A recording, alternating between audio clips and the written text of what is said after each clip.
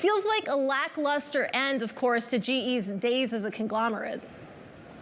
I think there's also probably some conservatism baked into these numbers. I mean, Larry Culp has had a history of setting bars that he can successfully jump over since he's been turning this company around. You also have to remember that the GE stock has just taken off like a rocket ship over the past 12 months, just on enthusiasm from investors about this finally becoming a much more simplified story and also a cleaner aerospace story. I mean, as you look sort of across the aerospace supply chain, you have Boeing with its fair share of problems. RTX is a competitor to GE in the engine market. They've had to recall hundreds of their GTF engines because of a defect involving powdered metal. And GE is just a very clean aerospace story. And so I think you're seeing some of those different dynamics play out right now. And that's a really good point on, of course, the performance of GE.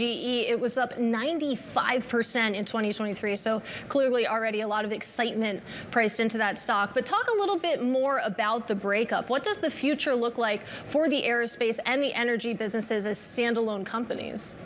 Sure. I mean, so this is sort of the last piece of what has been a slow-moving breakup over the course of many years. GE has already spun off its healthcare business. It's divested assets ranging from locomotives, water technologies, if you want to go back that far. And so this is sort of the final piece of the puzzle where GE will separate out its energy assets, which includes the gas turbines, and then also its renewable energy businesses. And that will leave an aerospace company that is primarily an engine manufacturer with some lingering legacy liabilities from the GE capital of old, primarily that long-term care insurance business that is in runoff, that has not been a source of negative surprises for GE in the way that it has in the past.